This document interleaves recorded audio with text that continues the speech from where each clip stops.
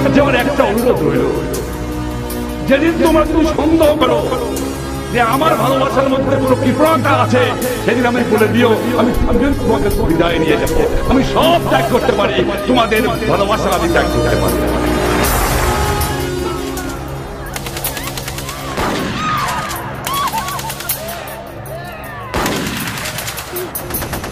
জাতীয় শোক দিবস আজ। বাংলার আকাশ, বাতাস আর প্রকৃতিও অশ্রুসিক্ত হওয়ার দিন।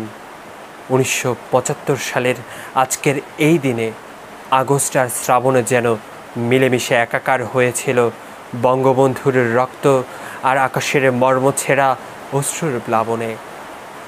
জাতির পিতা বঙ্গবন্ধু শেখ মুজিবুর রহমানের 45তম শাহাদাত বার্ষিকী আজ। 1975 সালের আজকের এই দিনে যারা শহীদ হয়েছিলেন তাদের প্রতি আমাদের বিনম্র শ্রদ্ধা।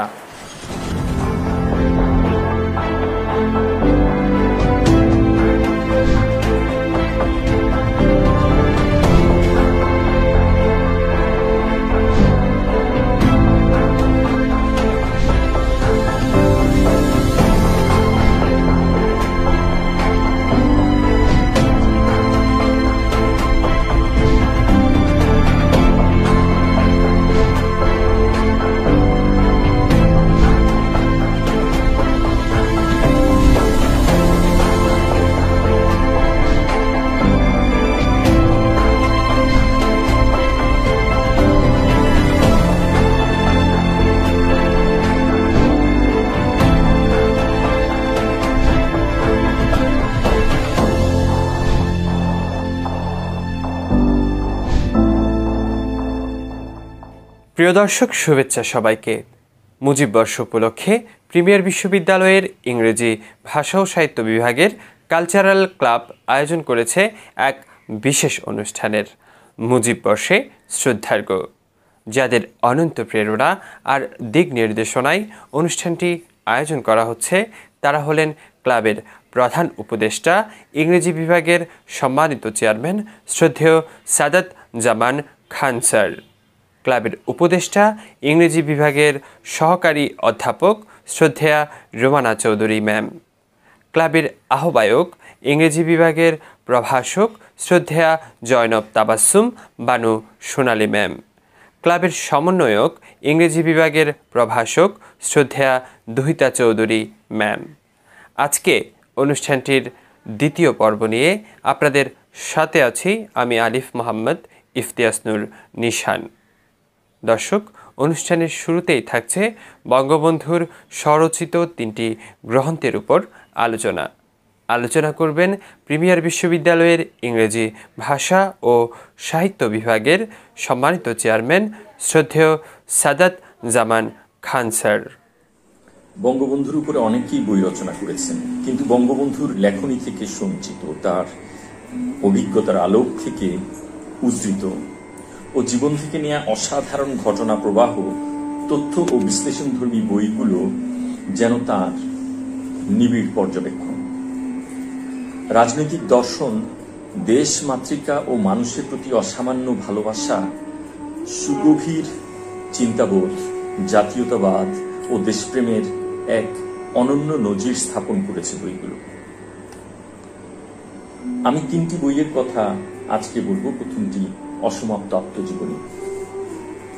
অসমাপ্ত আত্মজীবনী বইটি বঙ্গবন্ধুর জেল জীবনের দুঃখ, দুর্দশা, উদ্বেগ, উৎকণ্ঠা, হাসি, কান্না, সুখ, কয়েদিদের জীবন, রাজবন্দীদের আত্মত্যাগ, ব্যথা, বেদনা ও রক্তের ইতিহাস নিয়ে লেখা।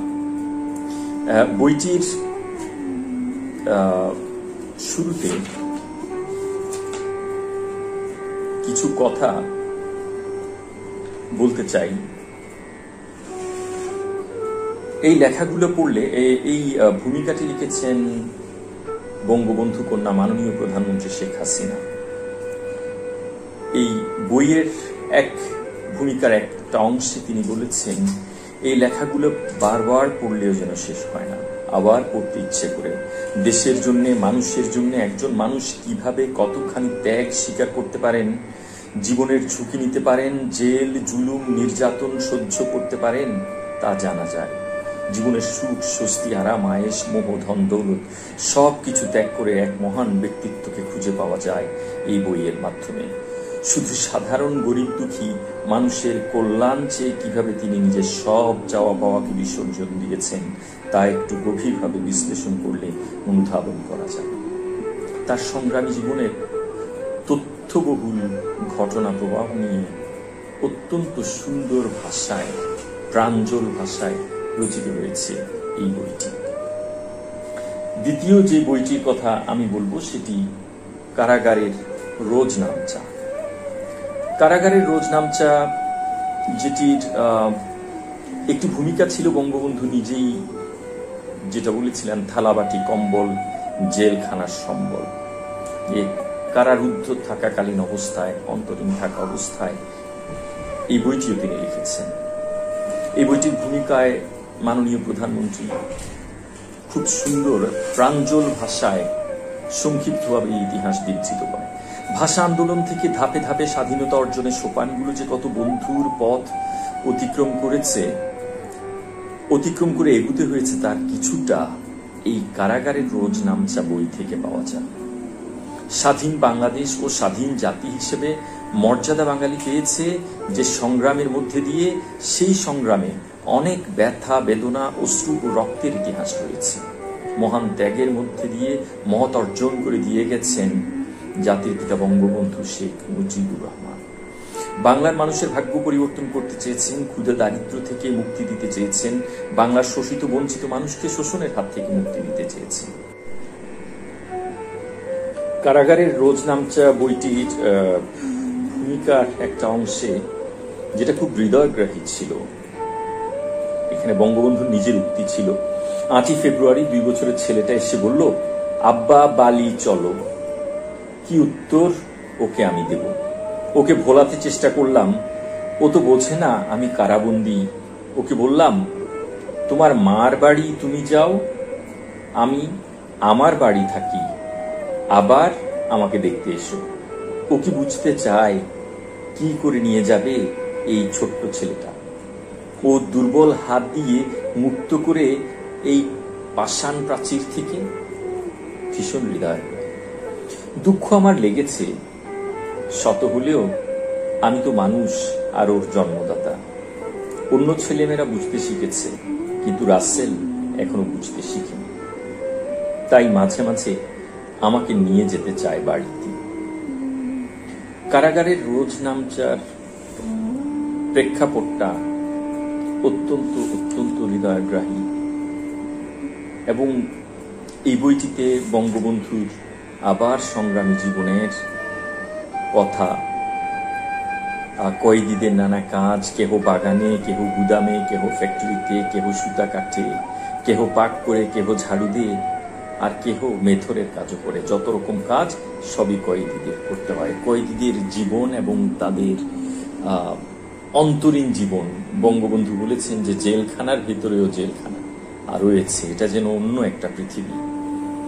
অদ্ভুতভাবে তিনি তার বর্ণনা শৈলী সাজিয়েছেন এই বইটিতে। তো সুতরাং আমার মনে হয় এই বইটি অত্যন্ত গুরুত্বপূর্ণ একটি বই। তৃতীয় যে বইটির কথা আমি বলবো সেটা হচ্ছে আমার দেখা নয়াচিন। একটি ভ্রমণ বৃত্তান্ত বঙ্গবন্ধুর। সে ভূমিকায় আবার আমি একটু যেতে চাই। 1952 সালের 12ই অক্টোবর চীনের পিকিংয়ে এশীয় প্রশান্ত মহাসাগরীয় আঞ্চলিক শান্তি সম্মেলন অনুষ্ঠিত হয়। জাতিপিতা বঙ্গবন্ধু শেখ মুজিবুর রহমান পাকিস্তান প্রতিনিধি দলের সদস্য হিসেবে এই সম্মেলনে যোগদানের উদ্দেশ্যে নয়াচীন সফর করেন। আমার দেখা নয়াচীন স্মৃতি নির্ভর এক ভ্রমণ কাহিনী তিনি রচনা করেন 1954 সালের কারাগারে রাজবন্দী থাকাকালে। তিনি শিল্পিত মৌন সূক্ষ্ম পর্যবেক্ষণ, সদ্য বিপ্লবোত্তর গণচীনের শাসন ব্যবস্থা ও জীবনচিত্র তুলে ধরেন প্রাঞ্জল ভাষায়। এই গ্রন্থে বঙ্গবন্ধু সাম্রাজ্যবাদ বিরোধী মনোভাব, অসাম্প্রদায়িক ভাবাদর্শ ও বাঙালি জাতীয়তাবোধের চেতনায় গভীর পরিচয় মেলে। একজন তরুণ রাজনীতিকের মনন পরিচয়, গভীর দেশপ্রেম এবং নিজ দেশকে গড়ে তোলার সংগ্রামী প্রত্যয় ফুটে উঠেছে এই রচনায়। অপার সৌন্দর্য প্রিয়তা, জীবন, সমাজ, সংস্কৃতির প্রতি মনোমুগ্ধ এবং সঞ্জীবনী তৃষ্ণা এই গ্রন্থের বৈশিষ্ট্য। এই ভ্রমণ কাহিনীর পটভূমি বহু ঘাত প্রতিঘাত, পাণ্ডুলিপির সংরক্ষণ, বর্তমান গ্রন্থ প্রকাশের ইতিবৃত্ত ও দুর্লভ আলোকচিত্র গ্রন্থটিকে আকর্ষণীয় করেছে। এটি যেটাকে আমরা ইংরেজিতে ট্রাভেলগ বলি, মূলত ট্রাভেলগ হলে এটাতে তার রাজনৈতিক দর্শন এবং খুব সুন্দরভাবে তার ব্যক্তি জীবনের অনেক দর্শন প্রতিফলিত হয়েছে। সে সময় তিনি তরুণ ছিলেন, আমরা সবই জানি। এই তিনটি বইয়ের ভেতরে একটা অদ্ভুত মিল খুঁজে পাওয়া যায়। প্রতিটি বইয়ে বঙ্গবন্ধুর সংগ্রাম গাথা জীবন, আত্মত্যাগের মহিমা এবং তার ভেতরকার বাঙালিত্বের প্রতি তার আবেগ, ভালোবাসা, জাতীয়তাবোধ এবং দরদি হৃদয়ের একটা পরিচয় পাওয়া যায়। এই বইটিতে বিশ্ব নেতাদের সাথে বঙ্গবন্ধুর সাক্ষাৎ হয়। তার সাক্ষাৎ হয় কবি, শিল্পী, সাহিত্যিক, সমাজসেবক, ভিন্ন ভিন্ন রাজনৈতিক মতাদর্শের নেতাদের সাথেও মেলামেশার সুযোগ পেয়েছেন। চীনের মহান নেতা মাও সেতুংয়ের নেতৃত্বে নয়া চীনের জনগণ দীর্ঘ সংগ্রাম ও যুদ্ধ বিজয়ের মধ্যে দিয়ে মুক্তি লাভ করে। স্বাধীন দেশের নাগরিকদের জীবনে শৃঙ্খলা ফিরিয়ে এনে উন্নয়নের যাত্রা শুরু সহ নানা বর্ণনা এই বইয়ে লেখা রয়েছে। বিপ্লবের পর সামাজিক ক্ষেত্রে যে একটা পরিবর্তন আসে তা নিয়ন্ত্রণ করে অর্থনৈতিক উন্নয়নের পথে দেশ কিভাবে পরিচালিত করা যায় তা তিনি গভীরভাবে পর্যবেক্ষণ করেন। একটা ধর্মান্ধ জাতিকে অসাম্প্রদায়িক চেতনায় উদ্বুদ্ধ করে দেশকে সকল শ্রেণী পেশার উন্নয়নের অংশগ্রহণ, দেশপ্রেম, কর্তব্যবোধ সম্পর্কে সচেতনতা সৃষ্টি করা, মৌলিক চাহিদা পূরণ করে নিজেদের মাতৃভূমিকে গড়ে তোলার দৃষ্টান্ত এ লেখায় পাওয়া যাবে। সমাজের বিভিন্ন শ্রেণী পেশার মানুষ তাদের জীবনযাত্রার অন্ন, বস্ত্র, বাসস্থান, শিক্ষা, চিকিৎসা সহ মৌলিক চাহিদাগুলো মেটানোর জন্য চীন সরকারের বিপ্লবের পর কিভাবে উন্নতি করেছে এবং এর পরিবর্তন এনেছে মানুষের আচরণে তাও জানা যায়। খুব সুন্দর বইটি। বঙ্গবন্ধুর কন্যা প্রধানমন্ত্রী শেখ হাসিনা আরো উল্লেখ করেন, এই ভ্রমণ কাহিনী যতবারই পড়েছি ততবারই মনে হয়েছে যে তিনি গভীর পর্যবেক্ষণ করেছেন প্রতিটি ক্ষেত্র। তার কারণ হলো তার ভেতরে যে সুপ্ত বাসনা ছিল বাংলার মানুষের মুক্তির আন্দোলন ও স্বাধীনতা অর্জন, সেটাই বারবার ফুটে উঠেছে আমার মনে। এই কথাটাও অনুভব করেছি। এই বইটার ভূমিকার শেষ অংশ দিয়ে আজকে আমার কথা আমি শেষ করতে চাই, যেখানে বলা হয়েছে প্রধানমন্ত্রী বলেছেন, সবসময় আমার মায়ের কথাই মনে পড়ে। আমার মা যে কত রাজনীতি সচেতন ছিলেন, কত দূরদৃষ্টি সম্পন্ন ছিলেন। আমার আব্বাকে তিনি লেখার প্রেরণা দিতেন, খাতাগুলো কিনে দিতেন। আবার আব্বা যখন জেল থেকে মুক্তি পেতেন তখন খাতাগুলো সংগ্রহ করে সযত্নে রেখে দিতেন। তিনি নিশ্চয়ই আশা করছিলেন যে এই লেখাগুলো একসময় বই আকারে ছাপা হবে, কিন্তু তিনি তা দেখে যেতে পারেননি। 1975 সালের 15ই আগস্ট কাল রাতে বাবার সাথেই শাহাদত বরণ করেন। ঘাতকের বুলেটের নির্মম আঘাতে চিরদিনের মতো না ফেরার দেশে চলে গেছেন আমার ভাই কামাল ও জামাল এবং তাদের নবপরিণীতা স্ত্রী সুলতানা ও রোজি, আমার 10 বছরের ছোট ভাই শেখ রাসেল, একমাত্র চাচা শেখ নাসের সহ পরিবারের 18 জন সদস্য সভায় নিহত হয়েছেন।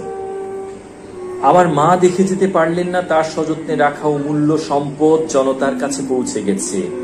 মায়ের কথাই সবসময় মনে পড়ে। মাকে যদি একবার বলতে পারতাম, দেখাতে পারতাম আব্বার লেখাগুলো পুস্তক আকারে প্রকাশিত হয়েছে, তাহলে কত খুশি হতাম।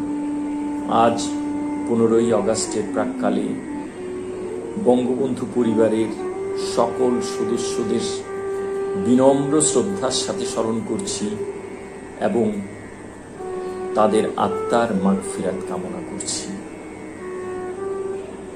বঙ্গবন্ধুর সোনার বাংলা গড়ার যে প্রত্যয় ও স্বপ্ন, সে প্রত্যয় এবং স্বপ্ন আজ প্রতিফলিত হচ্ছে। এটা আরো প্রতিফলিত হোক আমাদের কর্মের মধ্যে, আমাদের বাক্যের মধ্যে, আমাদের চেতনার মধ্যে উদ্ভাসিত হোক। যে ক্ষুধা ও দারিদ্র্যমুক্ত সোনার বাংলা গড়ার প্রত্যয় এবং স্বপ্ন আজ প্রধানমন্ত্রী দেখছেন, সেই স্বপ্নের বীজ যেন বুনেছিলেন বঙ্গবন্ধু, এবং তার কাজগুলো যেন সেই প্রেরণার উৎস থেকে আজ প্রতিভাত হচ্ছে। বঙ্গবন্ধুকে দৈহিকভাবে হত্যা করা হলেও তার মৃত্যু নেই। যতদিন বাংলাদেশ থাকবে ততদিন অমর হয়ে রবেন জাতির জনক বঙ্গবন্ধু শেখ মুজিবুর রহমান।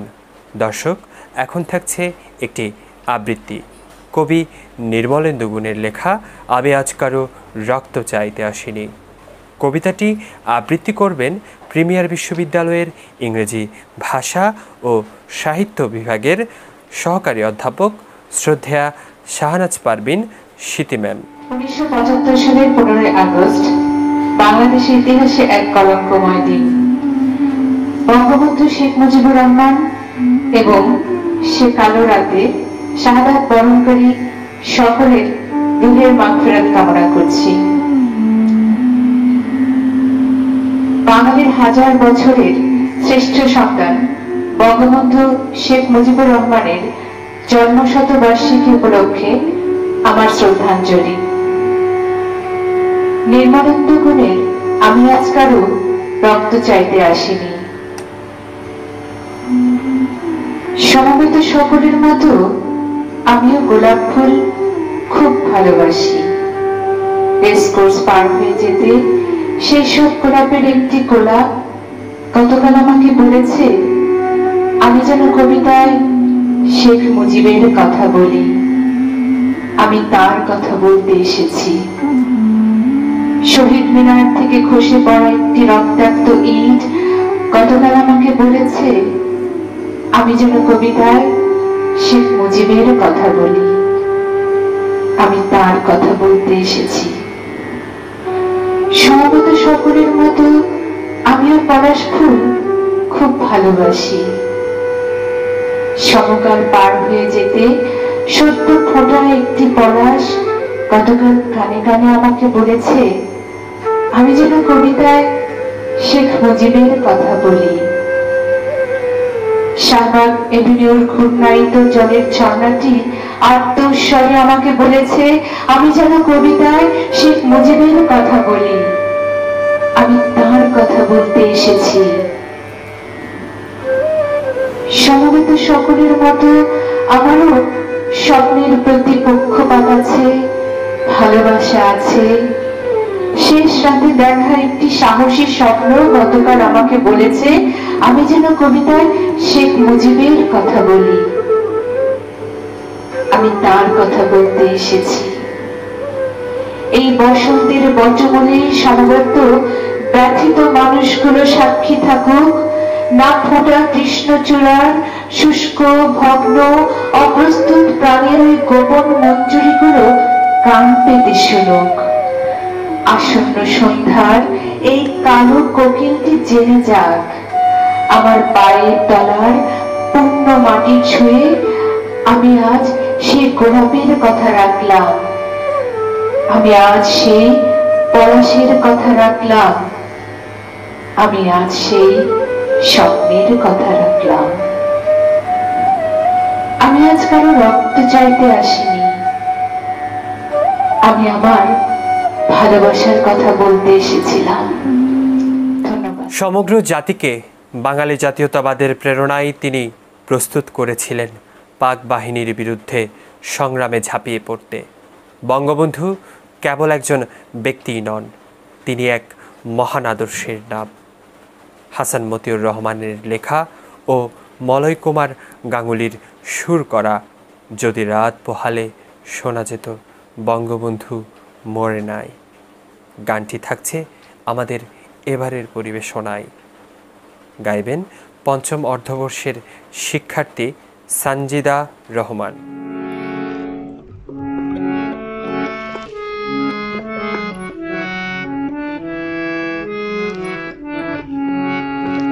যদি রাত পোহালে শোনা যেত বঙ্গবন্ধু মরে নাই, যদি রাত পোহালে শোনা যেত বঙ্গবন্ধু মরে নাই, যদি রাজপথে আবার মিছিল হতো বঙ্গবন্ধুর মুক্তি চাই, মুক্তি চাই, মুক্তি চাই, তবে বিশ্ব পেত এক মহান নেতা, আমরা পেতাম ফিরে জাতির পিতা, তবে বিশ্ব পেত এক মহান নেতা, আমরা পেতাম ফিরে জাতির পিতা, যদি রাত পোহালে শোনা যেত বঙ্গবন্ধু মরে নাই।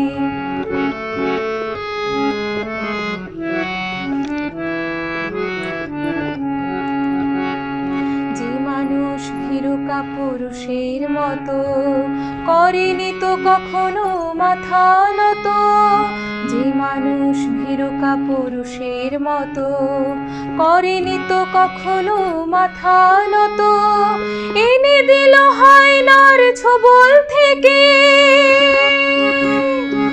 আমাদের প্রিয় স্বাধীনতা, স্বাধীনতা, স্বাধীনতা, তবে বিশ্ব পেত এক মহান নেতা, আমরা পেতাম ফিরে জাতির পিতা, তবে বিশ্ব পেত এক মহান নেতা, আমরা পেতাম ফিরে জাতির পিতা, যদি রাত পোহালে শোনা যেত বঙ্গবন্ধু মরে নাই।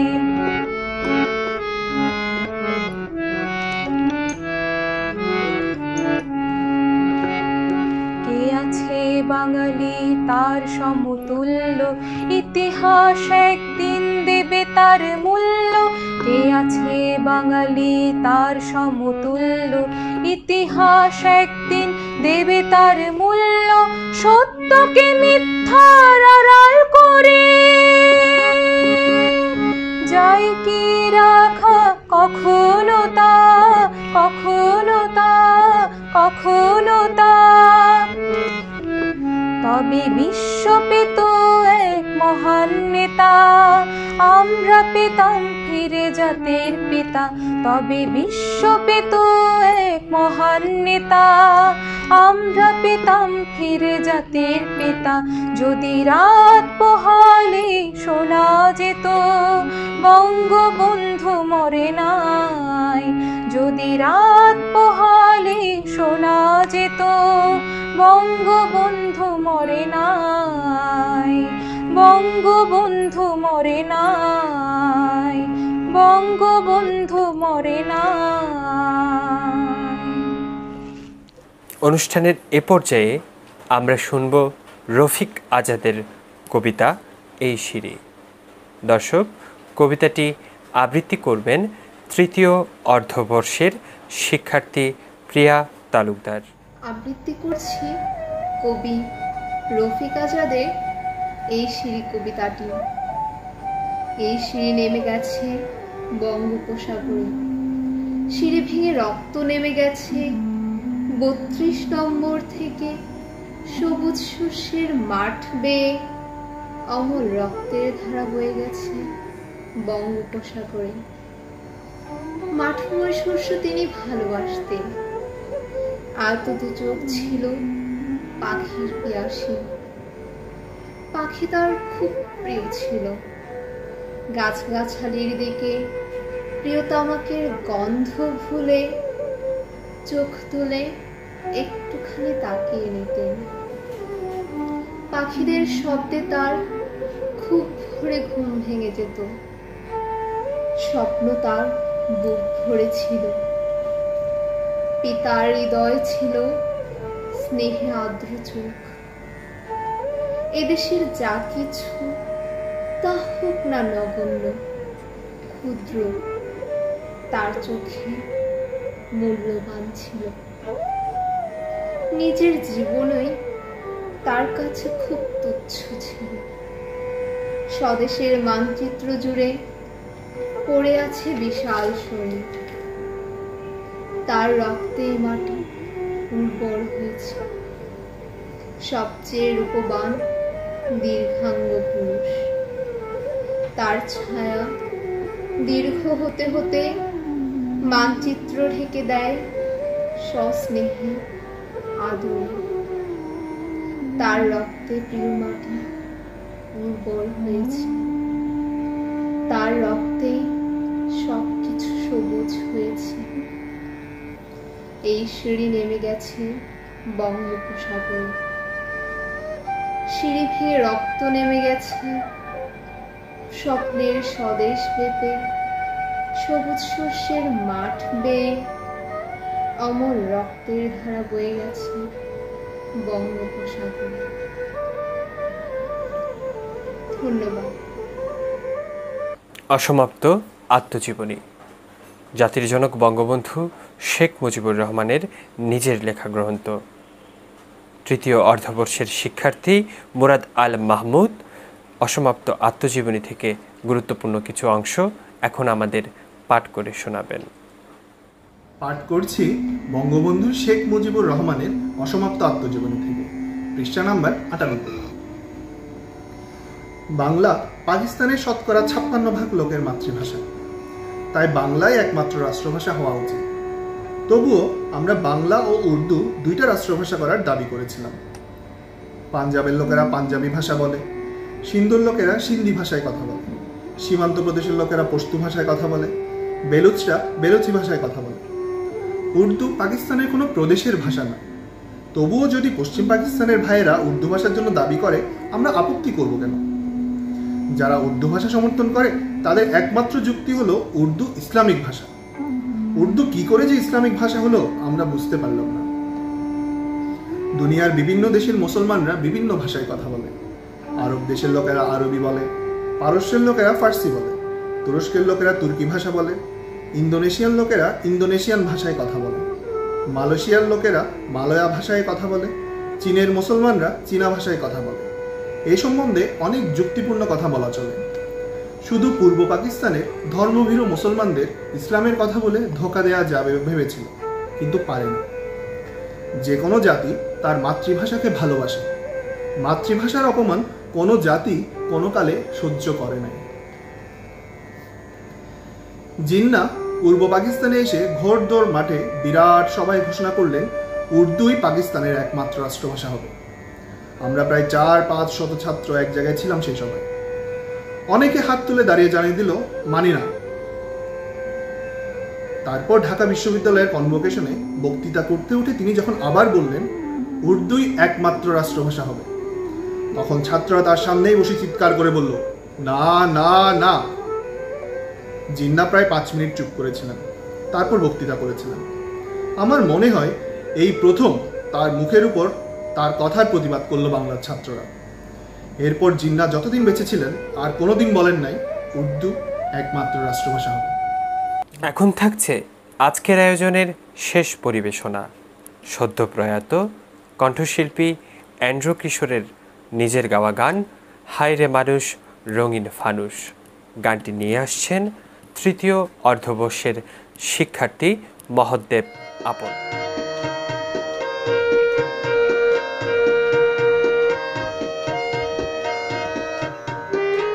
হায় রে মানুষ রঙিন ফানুষ, দম ফুরাইলে ঠুস, তবু তো ভাই কারোরই নাই একটুখানি হুঁশ।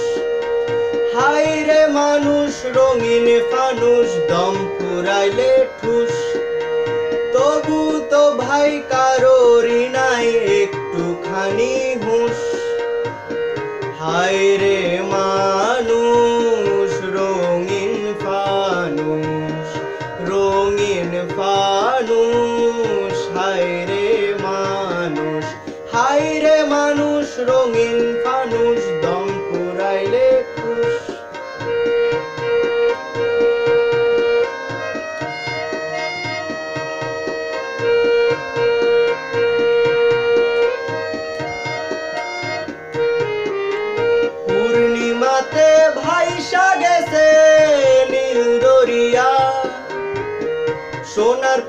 বানাইছিলা যতন করিয়া।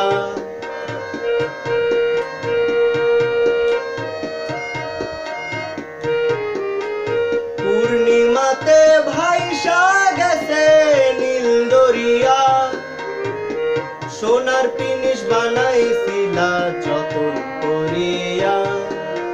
চেল চেলাইয়া চলে পিনিস ডুইবা গেলেই ভুস, চেল চেলাইয়া চলে পিনিস ডুইবা গেলেই ভুস। হায় রে মানুষ রঙিন ফানুষ দম ফুরাইলে ঠুস।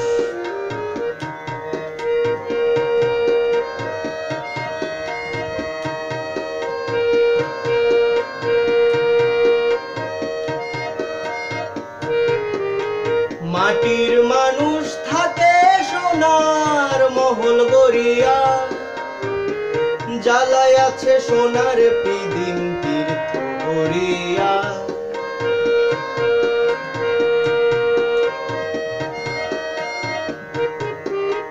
মাটির মানুষ থাকে সোনার মহল গড়িয়া, জ্বালায় আছে সোনার পিদিম তীর্থ করিয়া। ঝলমলাইয়া জলে পিদিম নিপা গেলে ফুস, ঝলমলাইয়া জলে পিদিম নিপা গেলে ফুস। হায় রে মানুষ রঙিন ফানুষ দম ফুরাইলে ঠুস। তবু তো ভাই কারোরই নাই একটুখানি হুঁশ। হায় রে মানুষ রঙিন ফানুষ, রঙিন ফানুষ। হায় রে মানুষ, হায় রে মানুষ রঙিন ফানুষ দম ফুরাইলে ঠুস। তবু তো ভাই কারোরই নাই একটুখানি হুঁশ। হায় রে মানুষ রঙিন ফানুষ দম ফুরাইলে ঠুস। তবু তো ভাই কারোরই নাই একটুখানি হুঁশ। বাংলাদেশের ইতিহাসে বঙ্গবন্ধু এক অমর মহাকাব্যের নাম। এদেশের তরুণ প্রজন্মের কাছে তিনি আজীবনের অনুপ্রেরণা, চলার পথে চেতনার সঙ্গী অবিরাম। অন্নদাস শঙ্কর রায়ের ভাষায় বলতে চাই, যতকাল রবে পদ্মা যমুনা গৌরী মেঘনা বহমান, ততকাল রবে কীর্তি তোমার শেখ মুজিবুর রহমান। আমাদের পরবর্তী আয়োজন দেখার আমন্ত্রণ জানিয়ে আজকের মতো এখানেই বিদায় নিচ্ছি। ধন্যবাদ সবাইকে।